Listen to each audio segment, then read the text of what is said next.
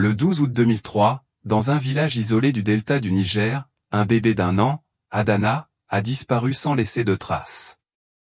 Son cas a profondément ému la communauté et a laissé sa mère, Amina, prisonnière pendant 20 ans d'un abîme de chagrin et de silence. Il ne lui restait plus qu'une vieille photo, jusqu'à ce qu'en 2023, un profil Instagram lui donne un second souffle. Et ce qui s'est finalement passé, eh bien, vous voudrez le voir par vous-même. Mais avant de commencer, dites-moi d'où vous regardez la vidéo dans les commentaires. Le soleil du delta du Niger tapait fort, mais pour Amina, le monde était sombre. Aujourd'hui, cela faisait 20 ans que sa fille, Adana, âgée d'accent grave peine 1 an, avait disparu sans laisser de traces. La fillette était connue dans tout le village pour ses yeux bleu vert, aussi rares qu'inoubliables. À partir de ce jour, plus aucun indice, rien, juste le silence. Amina se souvenait de sa fille non seulement comme d'un bébé joyeux, mais aussi comme d'une créature unique au milieu d'un monde de yeux sombres. Les yeux d'Adana brillaient comme des pierres précieuses, sa peau était sombre et douce, mais ses yeux étaient ceux dont tout le monde parlait. Certains disaient que c'était un cadeau, d'autres un signe. Ils l'appelaient le plus beau bébé de la région. Il ne reste d'elle qu'une photo prise par des missionnaires américains de passage dans le village. Sur cette photo, Amina la tient dans ses bras tandis qu'Adana regarde l'objectif avec ses yeux impossibles. Cette photo, usée par les années et la douleur, était la seule chose dont Amina se souvenait. 20 ans, un abîme de temps qui n'a pas réussi à éteindre la flamme des recherches. Le village entier avait ratissé la jungle, leurs appels à Adana étaient noyés par la végétation dense. Chaque recoin sombre, chaque puits, était scruté. Les esprits restaient silencieux, Adana avait tout simplement disparu. Pour Amina, l'absence de réponse était une torture quotidienne. La police locale, aux moyens précaires, se limitait à un seul rapport, animal, kidnappeur, sorcellerie. Les théories étaient un poison. Amina les rejetait toutes, sa fille, la fille aux yeux de ciel et de rivière, ne pouvait être morte. Ses yeux étaient un phare, une promesse.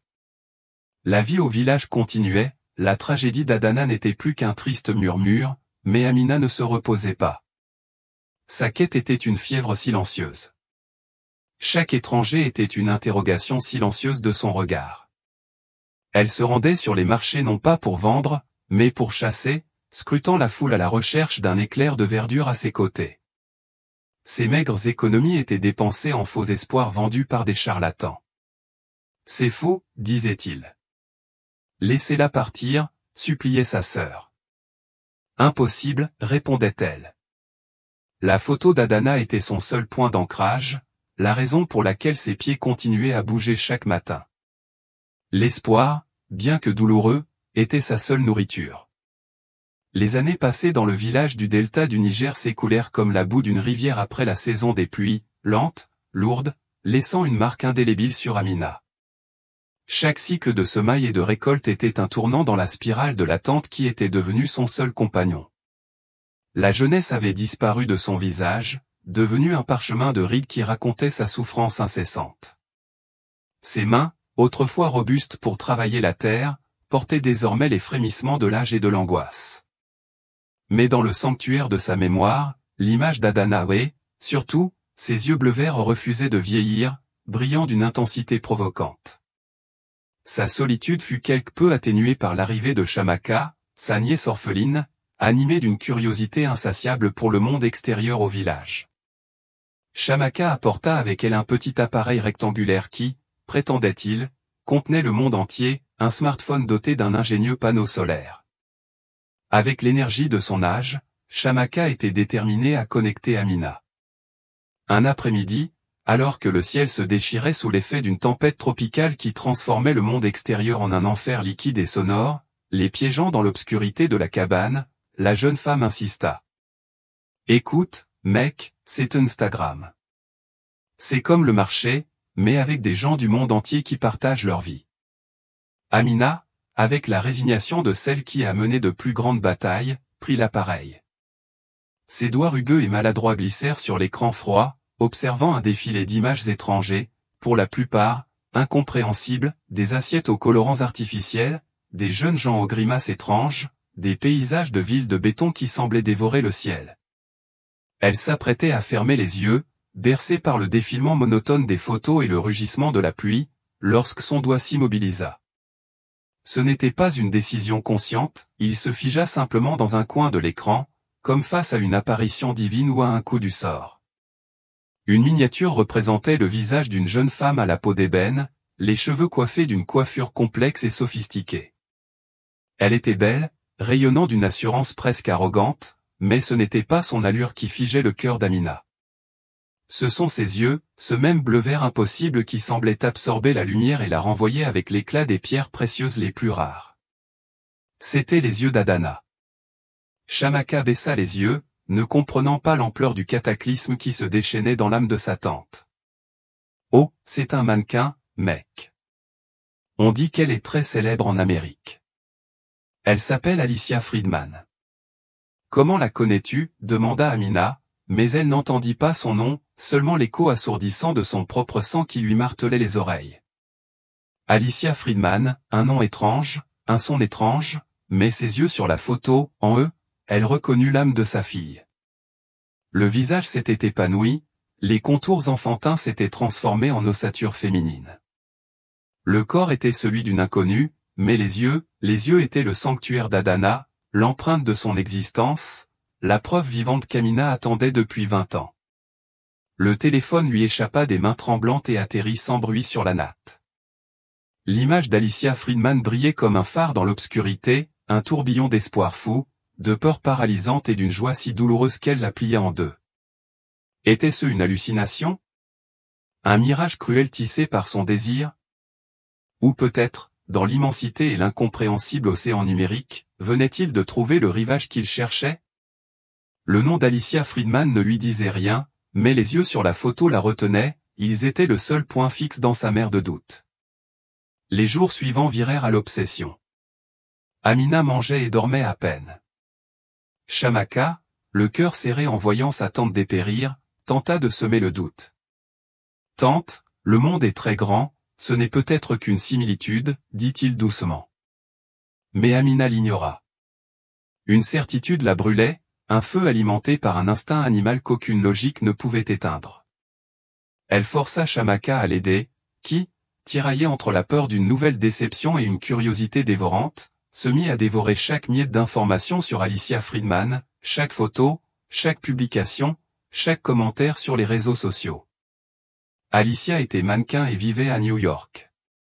Sa vie était un défilé de luxe, de voyages, de vêtements coûteux et de fêtes fastueuses, un univers parallèle à celui d'Amina. Mais même dans ce monde artificiel, il existait des photos d'Alicia plus naturelles, et sur chacune d'elles, ses yeux bleu-vert la transperçaient, lui communiquant quelque chose que seule Amina comprenait. Le coup de grâce est venu avec un article déniché par Shamaka sur un blog. Alicia Friedman avait 21 ans. L'âge exact d'Adana, 20 ans depuis sa disparition, plus l'année de son âge. Le calcul était clair. Amina était prise de vertige, l'espoir, cette bête dangereuse, grandissait de façon incontrôlable, menaçant de la dévorer si tout s'écroulait. Mais cette fois, c'était différent, ce n'était pas une simple intuition. La forme du nez d'Alicia, la courbe de ses lèvres, d'infimes détails presque effacés par le temps, refirent surface dans la mémoire d'Amina, correspondant au visage du modèle avec une précision glaçante. Pourtant, le doute était un poison tenace, l'euphorie d'avoir failli toucher sa fille se mêlait à une terreur glaciale. De l'erreur, et si Alicia la rejetait, et si ce n'était pas Adana, la chute serait définitive. Mais elle regarda à nouveau la photo, ses yeux étaient sa boussole, son seul guide dans l'obscurité. Et maintenant, il pointait avec une clarté implacable vers New York. La décision s'enfonça dans son âme, lourde et inébranlable, c'était Adana, il fallait que ce soit elle, et Amina irait la chercher. La décision fut forgée au creuset de nuits blanches et de journées de recherches numériques acharnées. Amina irait aux États-Unis, retrouverait Alicia Friedman et la regarderait droit dans les yeux non pas à travers un écran, mais face à face. Sa conviction était aussi solide que la terre sous ses pieds, mais le chemin semé d'obstacles insurmontables pour une femme de son âge et de sa condition, elle n'avait pas d'argent, ne parlait que quelques phrases d'anglais rudimentaires apprises auprès de missionnaires des années auparavant, et le concept de visa et de passeport lui était aussi étranger que l'idée de traverser l'océan sur un oiseau de métal géant. Lorsqu'elle fit part de son intention à Chiamaka, la jeune femme la regarda avec un mélange d'étonnement et de profonde inquiétude. « Ma tante, c'est impossible », s'exclama-t-il. « L'Amérique est si loin, ça coûte une fortune d'y aller. Et toi, que feras-tu une fois là-bas? Comment vas-tu la trouver ?» La logique de Chiamaka était déconcertante, mais c'était sans compter sur l'obstination d'un cœur maternel qui a retrouvé espoir après une longue nuit. Amina commença à vendre ses maigres biens, d'abord les quelques chèvres qui lui restaient, puis les tissus colorés qu'elle avait tissés avec soin au fil des ans. Elle envisagea même de vendre le petit lopin de terre qui lui assurait sa subsistance, une idée qui horrifia sa famille. « Es-tu devenue folle, Amina ?» la réprimanda son frère aîné. « Tu vas quitter ta maison, ta terre, tout ce que tu connais, pour un fantasme, pour un visage sur une machine. » L'incrédulité de sa famille était un mur contre lequel ses plans se fracassaient. Personne, sauf peut-être Chiamaka dans ses moments les plus compatissants, ne semblait comprendre la force qui l'animait. Pour eux, Adana était un souvenir douloureux, une blessure que le temps avait tenté de guérir. Pour Amina, elle était une présence vivante, un appel constant. Son bien le plus précieux, le seul qu'elle refusait de vendre, était la photo jaunie d'Adana. Elle la portait toujours sur elle, enveloppée dans un morceau de tissu propre, et la gardait près de son cœur. Cette image était sa boussole, son talisman, la seule preuve tangible que la jeune femme au regard hypnotique sur Instagram était bien sa fille perdue depuis longtemps. Elle savait que le monde se moquerait d'elle, que les autorités la prendraient pour une vieille femme sénile, mais sur cette photo, dans l'innocence de ce regard enfantin, résidait une vérité qui transcendait toute logique.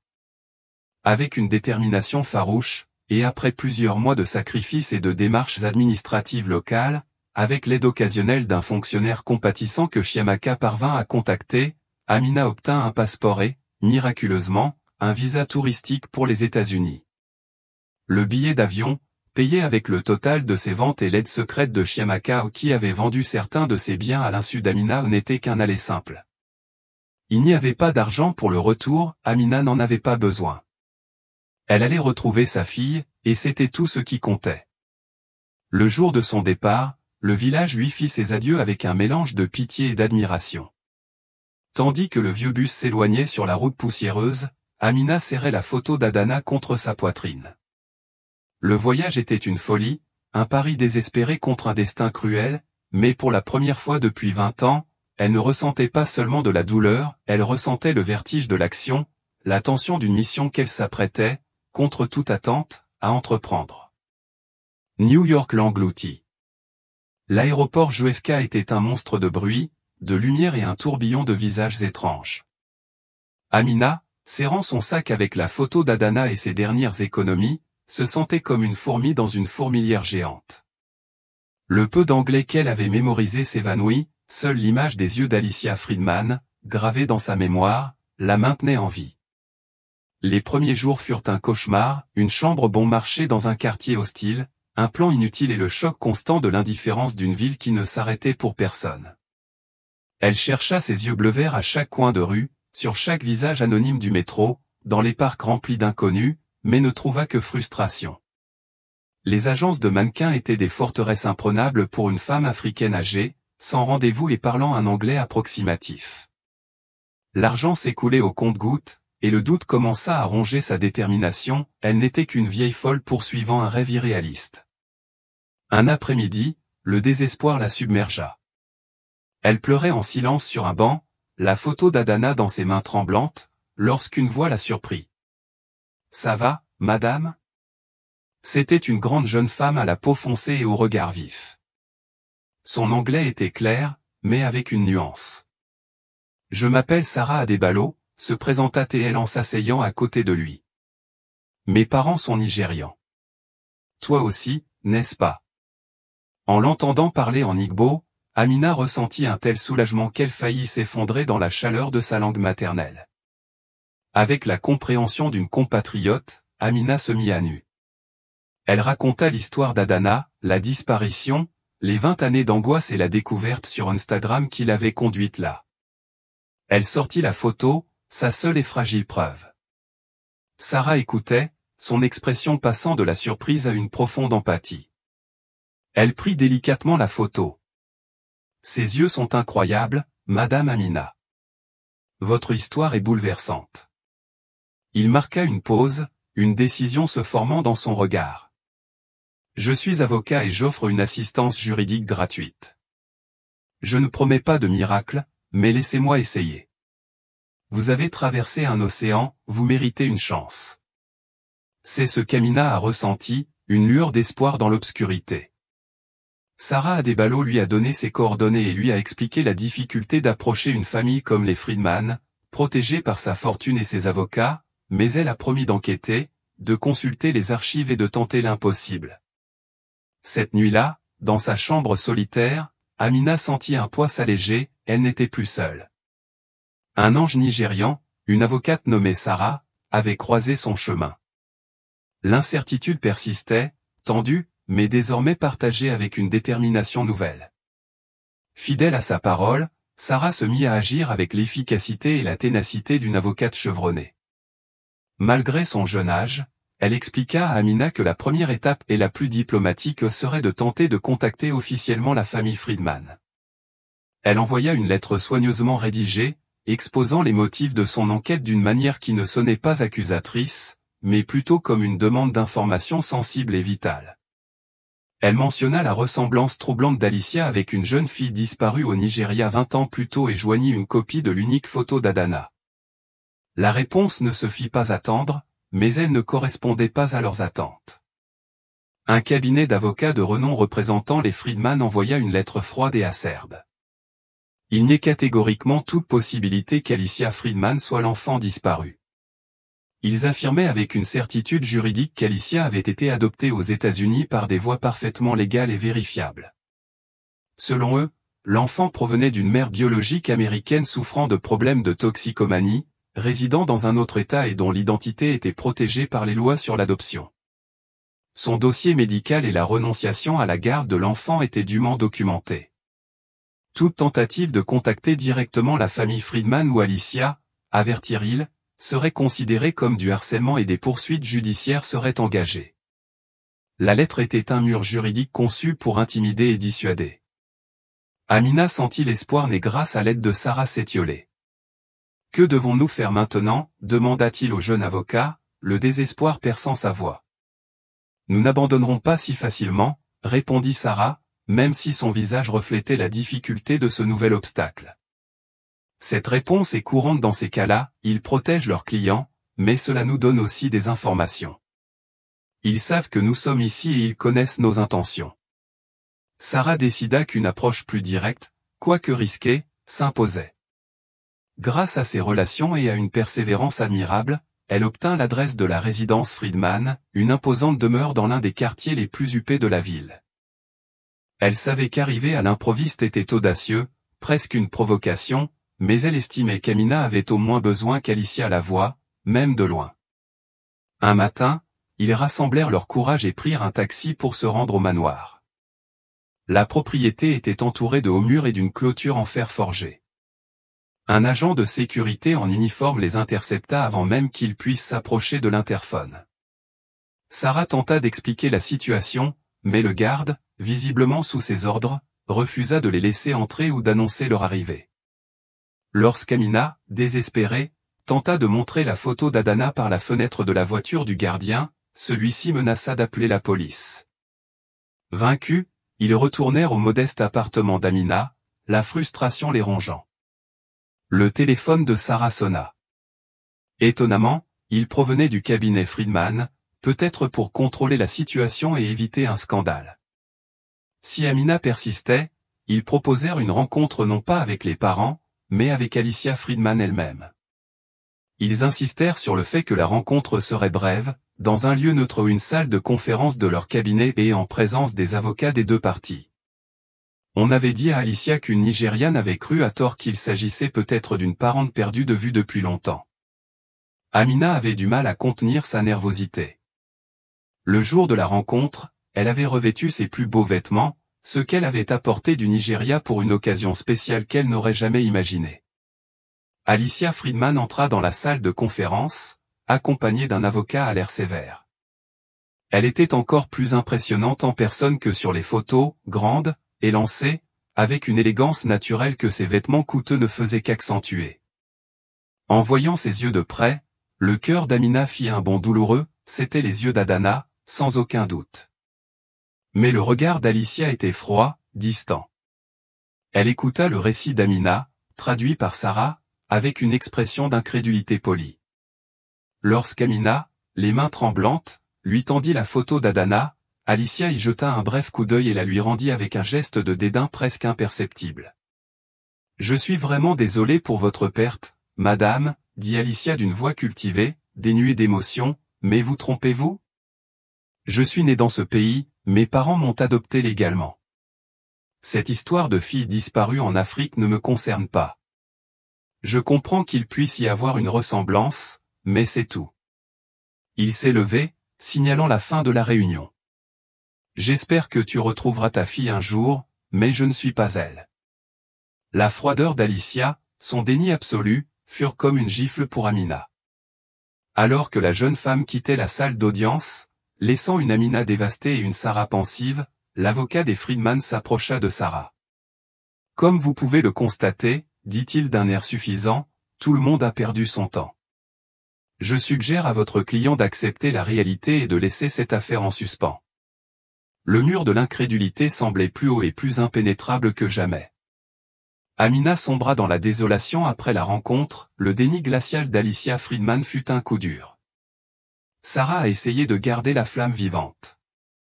Parfois, le déni le plus catégorique cache le doute le plus profond. Pendant que Sarah se battait sur les fronts juridiques et médiatiques pour tenter d'établir un lien entre les Friedman et le Nigeria, Amina errait dans New York tel un fantôme, serrant la photo d'Adana contre elle. Chaque rire d'enfant était un coup de poignard. Alice pensait-elle à elle? Ressentait-elle un vide? En effet, cette rencontre l'avait perturbée plus qu'elle ne voulait l'admettre. L'image d'Amina, son regard triste mais posé, la photo du bébé avec ses mêmes yeux, la hantait. Au début, il a cru à une arnaque, à une illusion.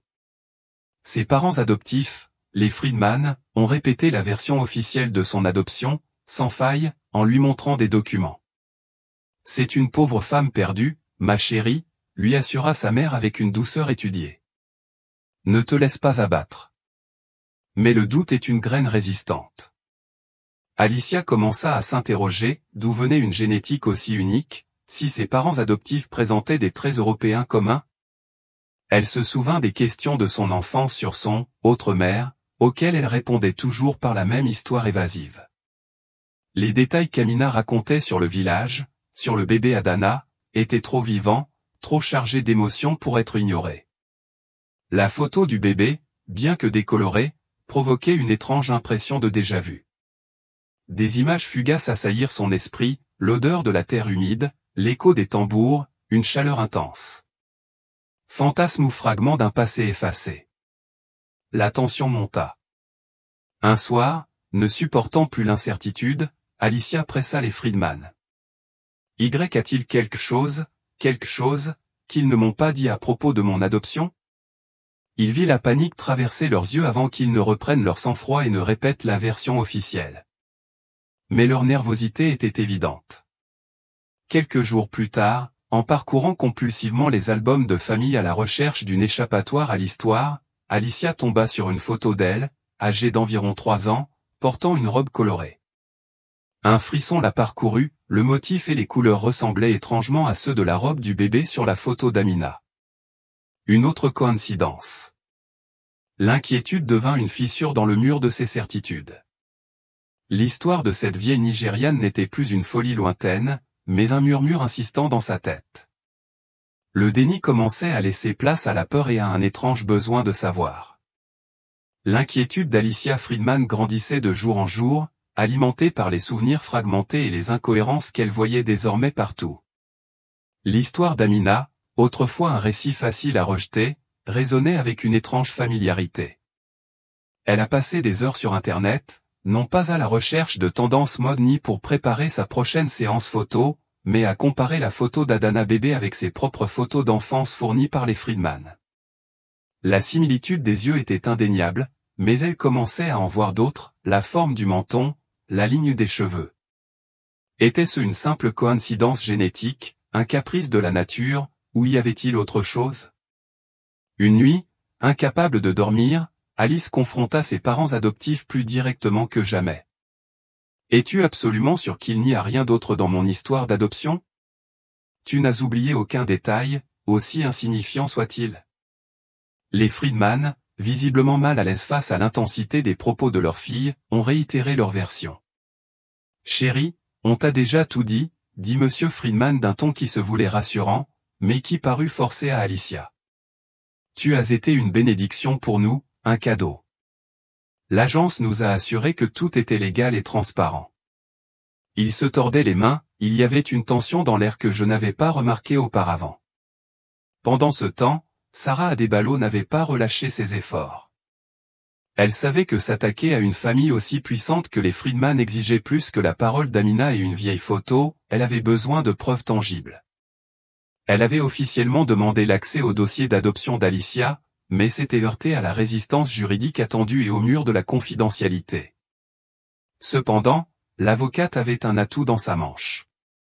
Elle a commencé à divulguer anonymement et soigneusement de petits détails de l'histoire, des contacts dans les médias locaux et des blogs de justice sociale ont mis l'accent sur la tragédie humaine d'une mère nigériane à la recherche de sa fille disparue et sur sa ressemblance physique frappante. Elle ne cherchait pas le scandale, mais plutôt à exercer une pression subtile, un intérêt public qui rendrait les Friedman plus mal à l'aise et les inciterait à ignorer l'affaire. La stratégie de Sarah commença à porter ses fruits, courts articles en ligne, messages sur des forums de personnes disparues et fils de discussions sur les réseaux sociaux commentant l'étrange coïncidence des yeux et du nom d'Alicia Friedman. Bien qu'elle n'ait été directement accusée de rien, Alicia a commencé à recevoir des messages directs sur son Instagram, certains soutenant Amina, d'autres simplement curieux. La pression, bien que discrète, était palpable. Un après-midi, Sarah reçut un appel inattendu, c'était l'avocat d'Alicia Friedman, mais pas celui de ses parents. C'était Alicia elle-même qui demandait un autre rendez-vous, cette fois-ci juste avec Amina, en présence de Sarah. Elle voulait parler, poser des questions, sans la présence intimidante des avocats de sa famille. Amina sentit un pincement au cœur, était-ce un signe qu'Alicia commençait à y croire? Le deuxième rendez-vous eut lieu dans un café tranquille, loin des cabinets d'avocats. Alicia arriva seule, habillée de façon décontractée, sans le glamour de ses photos, elle paraissait fatiguée, ses yeux trahissant des nuits blanches. « Pourquoi es-tu si sûre que c'est moi ?» fut la première chose qu'il demanda à Amina, sans préambule. Amina, avec l'aide de Sarah comme traductrice, s'est exprimée avec une sincérité bouleversante. Elle a décrit non seulement les traits physiques d'Adana, mais aussi de petits détails, une tache de naissance presque invisible derrière l'oreille gauche, la façon dont elle fronçait le nez quand quelque chose ne lui plaisait pas, et sa berceuse préférée. Tandis qu'Amina parlait, Alicia écoutait attentivement, le regard fixé sur la vieille femme. Puis elle sortit une tablette de son sac et montra à Amina une photo d'elle bébé, une photo qu'elle n'avait jamais montrée auparavant, où la petite marque était à peine visible derrière son oreille. « C'est ça que tu veux dire ?» demanda Alice. Amina étouffa un « oui » et hocha la tête. Puis Alicia fredonna une mélodie simple, presque enfantine. Les yeux d'Amina se remplirent de larmes, c'était la chanson de Kuna, la même qu'elle chantait à Dana tous les soirs. L'impact fut brutal, Alicia pâlit, ses propres défenses s'effondrant sous cette révélation émouvante. « J'ai besoin de connaître la vérité » murmura Alicia, plus pour elle-même que pour les deux autres femmes. « S'il y a la moindre chance, j'ai besoin d'un test ADN. » La lutte pour la vérité était entrée dans une phase nouvelle et décisive. La demande d'Alicia de réaliser un test ADN a fait toute la différence. Sarah Adébalo a réagi rapidement, mais les Friedman, acculés, ont imposé une condition par l'intermédiaire de leurs avocats, si l'ADN confirmait la maternité d'Amina, ils ne seraient pas poursuivis au pénal. Alicia, toujours attachée à l'innocence de ceux qui l'ont élevée, insistait sur ce point. Pour Amina, renoncer à une justice immédiate était une pilule difficile à avaler, mais Sarah était pragmatique. Amina, est-ce que c'est ça ou est-ce que tu risques un procès long et injuste? D'abord, la vérité sur Adana. L'âme en suspens, Amina accepta. La connaissance était plus urgente que la punition. Le prélèvement à la clinique privée fut un moment de tension contenue. Amina, tenant la photo d'Adana comme un chapelet entre ses doigts, respirait à peine. Alicia, avec un calme forcé qui ne trompait personne, évitait le contact visuel. Les Friedman brillaient par leur absence, leur silence criait la culpabilité. Les semaines d'attente des résultats se transformèrent en une parenthèse étrange. Contre toute attente, Alicia rechercha Amina. Leurs premières rencontres, facilitées par Sarah, furent prudentes, mais la curiosité d'Alicia, une fois déchaînée, fut débordante. Elle voulait en savoir plus sur le Nigeria, sur le village du bébé, qu'Amina décrivait avec un amour qui transcendait le temps et la distance. Amina, mêlée de joie et de peur de s'énerver, lui parla d'Adana, de ses petites manies, de la lueur dans son regard unique. Aucun reproche, seulement la dure vérité d'une mère et de son chagrin. Alicia écouta, et dans l'humilité d'Amina, dans la dignité de sa pauvreté et l'immensité de sa douleur, elle commença à voir plus qu'une ressemblance, elle vit la vérité. Autour d'une tasse de thé dans le petit appartement d'Amina, elle observait la vieille dame s'affairer, plier les vêtements et fredonner une mélodie en versant. Des gestes simples qui trouvèrent en Alicia une profondeur inattendue, contrastant avec la superficialité de sa propre vie de mannequin et l'authenticité débordante de cette femme. Bien qu'une part d'Alicia résistât encore, hurlant que c'était une erreur, qu'elle était Alicia Friedman, une autre, plus forte encore, aspirait secrètement à l'ADN pour confirmer l'impossible. Le lien invisible du sang se resserra, unissant ces deux âmes au-delà de l'abîme de leur vie, tandis que la réponse définitive était en suspens. L'attente fut angoissante, mais pour la première fois, une angoisse teintée d'espoir. L'appel du laboratoire arriva un mardi matin froid, 3 longues et pénibles semaines après le prélèvement des échantillons. Sarah Adébalo fut la première à recevoir la nouvelle. Elle invita Amina et Alicia à la rejoindre dans son petit bureau chaleureux, un espace rempli de livres de droit et d'un optimisme qui semblait un baume pour Amina. L'air de la pièce était lourd, chargé d'une attente presque insupportable. Amina avait à peine dormi la nuit précédente, revivant le visage d'Adana, celui d'Alicia, les similitudes, les différences, les 20 ans qui les séparaient. Alicia, quant à elle, paraissait calme, mais le léger tremblement de ses mains lorsqu'elle accepta une tasse de thé de Sarah trahissait sa nervosité. Sarah déposa une enveloppe officielle sur la table. « Les résultats sont là », dit-elle avec un calme qu'elle n'avait pas ressenti auparavant. « Avant que vous l'ouvriez, je veux que vous sachiez que, quel que soit le résultat, vous êtes tous les deux incroyablement forts et courageux d'être arrivés jusqu'ici.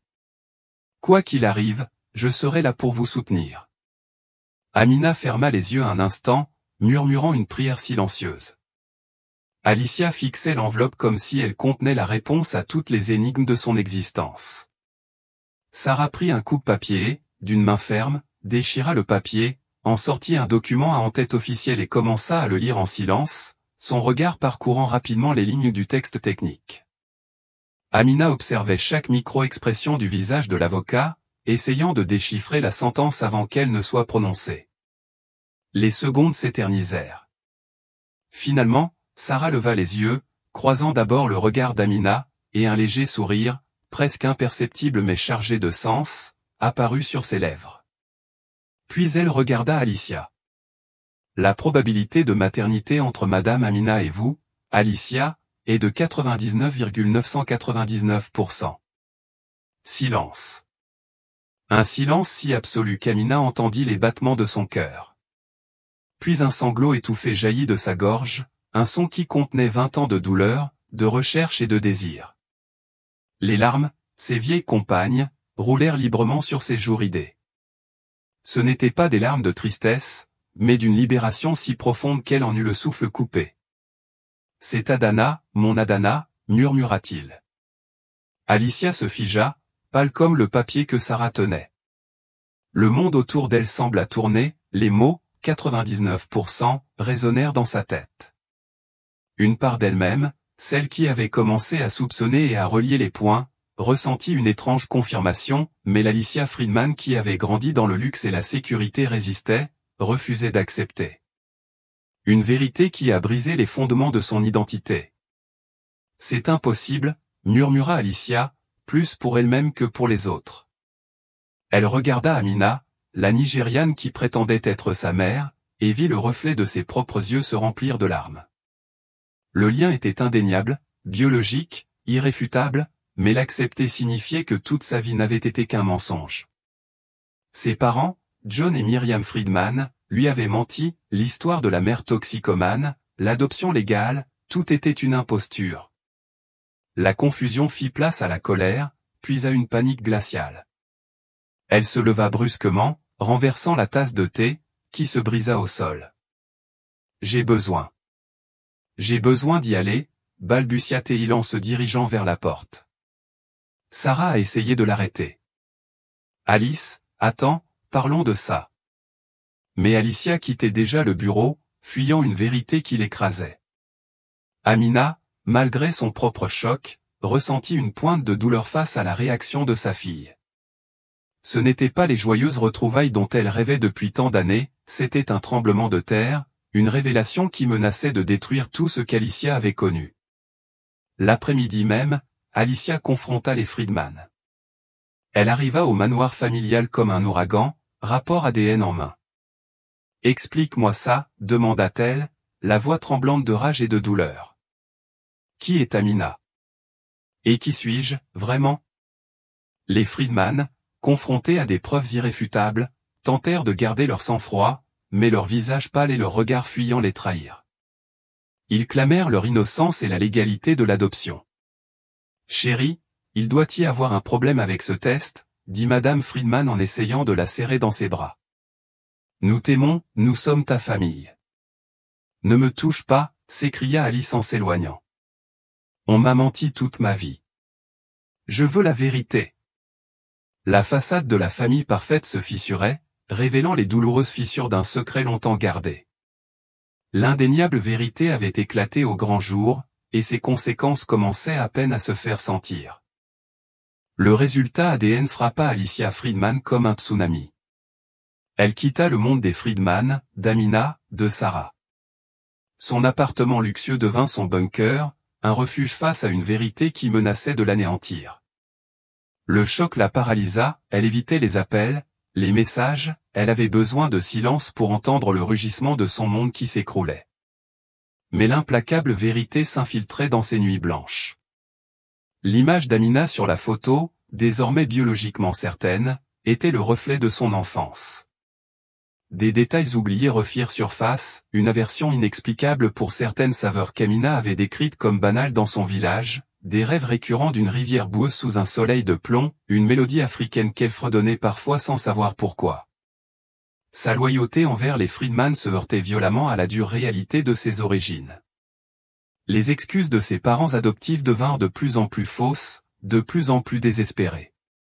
Finalement, son déni s'effondra, il ne pouvait plus vivre dans l'ombre. Il contacta Sarah. « Je veux tout savoir », dit-il avec une détermination froide. Utiliser le nom, Adana, pour se désigner par le passé a marqué un tournant. Comment ai-je pu atteindre les Friedman s'ils avaient menti? Qui d'autre? Quelqu'un m'avait-il arraché des bras d'Amina? Je voulais savoir qui. Avec le soutien d'Alicia, l'enquête fut relancée avec véhémence. Il ne s'agissait plus seulement de retrouver une mère, c'était le début du démantèlement d'un éventuel réseau criminel. Utilisant l'ADN comme outil de persuasion, les autorités jetèrent leur dévolu sur les Friedman et sur tout lien avec le Nigeria. Sarah se concentra sur le groupe de missionnaires qui avaient visité le village d'Amina 2 décennies plus tôt. Les archives étaient un amas de papiers jaunis et de documents incomplets, mais la persévérance de Sarah était légendaire. Coup de chance, un ancien coordinateur de mission à la retraite en Floride tenait de vieux journaux de bord recensant les missionnaires qui étaient présents dans le delta du Niger au moment de la disparition d'Adana. Deux noms ressortaient, John F. et Maria. Les initiales et les prénoms correspondaient à ceux de John et Miriam Friedman, bien que les noms de famille complets manquaient ou étaient illisibles, et les noms étaient communs. Le lien était trop explosif pour être ignoré. Sarah apporta cette révélation aux enquêteurs. Ce n'était pas une preuve définitive de l'enlèvement des Friedman, mais cela les rattachait au lieu et à l'époque, réfutant brutalement leur version d'une adoption purement américaine. Le tissu de mensonges des Friedman était étiré à l'extrême, et l'enquête commençait tout juste à percer le voile d'une vérité bien plus sinistre. Fort des preuves ADN et de nouveaux documents, les enquêteurs ont demandé un nouvel entretien avec John et Miriam Friedman. Cette fois, le ton était différent, ce ne sont pas les avocats de la famille qui ont pris le contrôle de la conversation, mais les enquêteurs, qui ont posé les questions difficiles. Ils ont présenté des preuves de leur possible présence au Nigeria au moment de la disparition d'Adana et leur ont montré les archives du groupe missionnaire. Les Friedman ont tenté de nier et de déformer. Oui, nous avons fait du travail missionnaire il y a de nombreuses années, a admis John Friedman avec nervosité, mais nous avons visité de nombreuses régions, de nombreux pays, nous ne nous souvenons pas de chaque endroit spécifique. Myriam ajouta rapidement. Et nous n'avons certainement participé à rien d'illégal. L'adoption d'Alicia s'est faite ici, aux États-Unis, sous surveillance complète. Mais les enquêteurs ne cédèrent pas. La pression s'accrut, on leur rappela les lourdes peines encourues pour parjure et obstruction à la justice, et un tableau clair leur fut dressé. Les preuves biologiques étaient irréfutables, et leur lien avec le lieu d'origine de la jeune fille, bien que circonstanciel pour l'instant, soulevait de sérieux soupçons quant à la véracité de son récit d'adoption purement national. La possibilité d'un scandale public, de voir leur nom et leur réputation ternis, commença à peser plus lourd sur eux que tout argument juridique. Ce fut Miriam Friedman qui s'effondra la première. Des larmes coulèrent sur son visage, tandis que son mari la regardait avec un mélange de panique et d'avertissement. On ne savait pas qu'il avait été volé, sanglota-t-elle. Je jure sur ma vie qu'on ne le savait pas. John Friedman tenta de la faire taire, mais il était trop tard, les vannes s'étaient ouvertes. Face à la menace de poursuites pénales plus graves s'ils étaient reconnus coupables de mensonges sous serment sur les origines d'Alice, les Friedman finirent par avouer une partie de la vérité, une version soigneusement construite destinée à minimiser leur culpabilité. Ils ont avoué que, désespérés d'avoir un enfant après des années d'infertilité et d'échecs dans leur démarche d'adoption aux États-Unis, ils avaient exploré les possibilités d'adoption internationale grâce à un contact rencontré lors d'un de leurs voyages missionnaires. Un homme se faisant passer pour un animateur humanitaire leur a proposé d'accélérer l'adoption d'une orpheline d'un village africain reculé. On nous a dit que la jeune fille n'avait personne, a expliqué John Friedman d'une voix dénuée d'arrogance, que ses parents étaient morts et que son avenir dans ce village était incertain. Ils nous ont demandé un don important pour couvrir les frais juridiques, le transport et assurer le bien-être de la communauté de la jeune fille. Nous avons versé l'équivalent d'environ $300 000 aujourd'hui. Ils ont insisté sur le fait qu'ils pensaient agir de bonne foi, aider un enfant dans le besoin et réaliser leur rêve de devenir parents. Ils ont affirmé que le contact leur avait assuré que toutes les procédures étaient légales, bien que peut-être peu orthodoxes selon les normes occidentales. Ils ont livré le bébé à Adana, accompagné de documents d'adoption qui, selon eux, semblaient légitimes, bien qu'ils n'aient jamais vérifié leur authenticité auprès des autorités nigérianes ou américaines. Si nous avions soupçonné un instant qu'il s'agissait d'un enfant volé, nous ne l'aurions jamais fait, ont-ils conclu. Myriam conclut entre deux sanglots, nous aimions Alicia comme si elle était de notre chair et de notre sang, nous voulions simplement être parents. Ces aveux, bien que partiels et complaisants, constituèrent le point culminant de l'enquête. Les Friedman avaient admis avoir payé une somme exorbitante pour une enfant, l'avoir fait sortir clandestinement de son pays d'origine par des voies irrégulières et avoir menti sur ses origines pendant 20 ans. Bien qu'ils aient continué à nier avoir eu connaissance de l'enlèvement, leur implication dans un complot louche était désormais indéniable. L'attention des enquêteurs et de Sarah Adébalo s'est alors portée sur le personnage clé révélé par les Friedman, le mystérieux facilitateur humanitaire qui avait orchestré la reddition d'Adana. La véritable ampleur du réseau criminel était sur le point d'être révélée. Grâce aux informations fournies par les Friedman, un nom, David Bishop, et une vague description physique datant d'il y a 20 ans, ils commencèrent à remonter la piste. Sarah Adébalo, travaillant en parallèle, utilisa ses propres ressources pour retrouver cet individu, craignant qu'en se fiant uniquement aux canaux officiels, Bishop ne disparaisse avant d'être retrouvé. David Bishop n'était pas un missionnaire ordinaire. Une enquête plus approfondie a révélé que, bien qu'il ait participé à plusieurs missions humanitaires en Afrique et sur d'autres continents, sa véritable activité se déroulait dans l'ombre. Il utilisait l'apparence d'organisations caritatives pour identifier des enfants vulnérables, souvent dans des zones de conflit ou d'extrême pauvreté, puis, grâce à un réseau de contacts locaux corrompus, facilitait des adoptions rapides et discrètes pour des couples occidentaux fortunés et désespérés. Ces adoptions n'avaient rien de légal ni d'éthique, il s'agissait d'enlèvements secrets, de transactions commerciales impliquant des vies humaines. On a découvert que les John et Mary Smith mentionnés dans les registres missionnaires du village d'Amina n'étaient pas les Friedman, mais un autre couple, possiblement des identités fictives ou usurpées, que Bishop utilisait pour se déplacer sans éveiller les soupçons. Les Friedman avaient simplement rencontré Bishop lors d'un précédent voyage missionnaire et, apprenant leur désir désespéré d'avoir un enfant, il leur avait proposé cette solution. La piste de Bishop a conduit les enquêteurs à travers plusieurs pays et sous de multiples fausses identités. Il a finalement été localisé dans un pays d'Asie du Sud-Est, où il menait une vie de luxe discret, financée par la souffrance d'innombrables familles. Son arrestation, coordonnée avec les autorités internationales, ne s'est pas déroulée sans tension, Bishop tentant une nouvelle fois de fuir pendant son interrogatoire. Face à des preuves accablantes, témoignages d'autres familles escroquées et pistes de l'argent Friedman, Bishop a commencé à parler. Il a révélé des détails effrayants de son opération, il a avoué avoir soudoyé un homme du village d'Amina, connu pour ses escroqueries et son désespoir financier, pour kidnapper Adana. La description du bébé aux yeux extraordinaires était parvenue à Bishop, qui savait qu'il serait facile de le placer dans une famille prête à payer une prime pour un enfant aussi spécial. Le paiement aux villageois s'élevait à peine à $100 000, une fraction de ce que Bishop recevait des Friedman un mois après l'enlèvement. Le villageois disparut du village, annonçant à ses voisins qu'il partait chercher une vie meilleure en ville, on n'entendit plus jamais parler de lui. Son sort, à ce jour, demeure un mystère, une pièce de plus au puzzle du deuil d'Amina. Les aveux de Bishop ont été déterminants pour démanteler un vaste réseau de trafic d'enfants qui opérait en toute impunité depuis plus de 2 décennies sous couvert d'aide humanitaire. Plus de 50 enfants ont été identifiés comme victimes de ce réseau, arrachés à leurs familles et vendus aux plus offrants.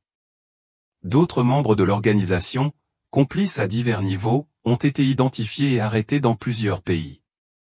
L'affaire d'Adana Alicia, la jeune fille aux yeux bleu-vert, a finalement permis de révéler et de faire tomber un empire criminel fondé sur l'innocence volée. La justice, bien que tardive, commençait à être rendue non seulement pour Amina et Adana, mais aussi pour des dizaines d'autres familles déchirées par la cupidité et la cruauté de ce réseau. Les procès qui ont suivi ont été longs et éprouvants, révélant au monde le réseau terrifiant de David Bishop et la tragédie personnelle d'Amina et d'Adana Alicia. Bishop et plusieurs de ses principaux complices ont été condamnés à de lourdes peines de prison pour traite d'êtres humains, enlèvement et fraude. Le témoignage d'Adana Alicia, bien que douloureux, a été crucial pour obtenir ces condamnations. Les Friedman, quant à eux, furent accusés de fraude à l'adoption et d'entrave à la justice pour le paiement illégal et les mensonges sur les origines d'Adana Alicia. Bien qu'il ait été prouvé qu'ils n'étaient pas directement impliqués dans l'enlèvement initial, leur désespoir et leur volonté d'agir en dehors de la loi les avaient rendus complices involontaires du crime de Bishop.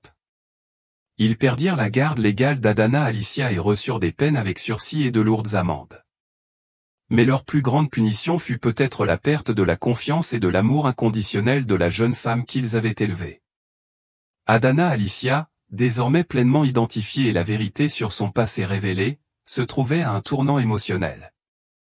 D'un côté, elle ressentait un amour et une gratitude profonds pour les Friedman qui, malgré la tromperie fondamentale, lui avaient offert une vie privilégiée, une éducation et une affection profonde.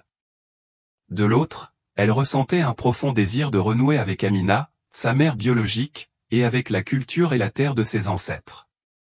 Elle décida de ne pas rompre les liens avec les Friedman, reconnaissant la réalité de l'amour qu'elle leur portait, même si leur relation serait désormais entachée par l'amère vérité. Elle leur fit cependant une demande pressante, qu'ils utilisent une partie de leur fortune considérable pour réparer les dommages causés. Touchés par la maturité et la grâce d'Adana Alicia, et peut-être en quête d'une forme de rédemption, les Friedman acceptèrent, ils donnèrent directement $1 million à Amina et un autre $1 million pour créer un fonds de développement communautaire dans son village natal au Nigeria. Ce fonds servirait à améliorer l'éducation, les soins de santé et les perspectives économiques des habitants de la région, cherchant à transformer la douleur de la perte individuelle en opportunité de croissance collective. Forte d'une sagesse forgée par la souffrance, Amina a décidé que cet argent ne lui permettrait pas de récupérer les années perdues avec sa fille, mais qu'il pourrait contribuer à éviter à d'autres mères de vivre cette épreuve. Elle a utilisé ce don pour créer la fondation Adana Eyes of Hope, une organisation qui lutte contre la traite des êtres humains en Afrique de l'Ouest, sensibilise les communautés à ces dangers et apporte un soutien aux victimes et à leurs familles. Son œuvre, née d'une blessure profonde, est devenue une lueur d'espoir pour beaucoup. Adana Alicia a commencé à partager son temps entre les États-Unis et le Nigeria, ses voyages dans le village de sa mère ont été un réveil. Elle s'est immergée dans la culture, a appris la langue de ses ancêtres, a écouté les histoires de son peuple et a senti une part de son âme, autrefois endormie, revivre. Ses yeux bleu-vert, qui avaient autrefois fait d'elle une cible, étaient désormais un symbole de connexion, un pont entre deux mondes. Elle continua son activité de mannequin, mais utilisa désormais sa notoriété pour donner la parole à ceux qui en étaient privés, devenant ambassadrice de la fondation de sa mère. La relation entre Amina et Adana Alicia s'est épanouie, non sans difficulté, mais grâce à un amour profond et résilient. Elles ont reconstruit leur lien jour après jour, partageant larmes du passé et sourires du présent. Amina n'a jamais récupéré les 20 années perdues, mais elle a trouvé une paix qu'elle croyait impossible, le vide de son cœur, ce trou noir de doute et de désir, a finalement commencé à se combler, non pas par l'oubli, mais par la vérité, la justice et l'amour retrouvés d'une fille qui, contre toute attente, était rentrée chez elle. L'histoire du bébé aux yeux miraculeux, autrefois une triste légende dans le village, est devenue un témoignage de la force inébranlable de l'esprit humain et du pouvoir rédempteur de la vérité. Et si cette histoire vous a plu, n'oubliez pas de vous abonner pour recevoir plus de contenu comme celui-ci et des mises à jour sur l'affaire. N'hésitez pas à laisser votre avis dans les commentaires, cela aide beaucoup la chaîne. Merci beaucoup et à bientôt.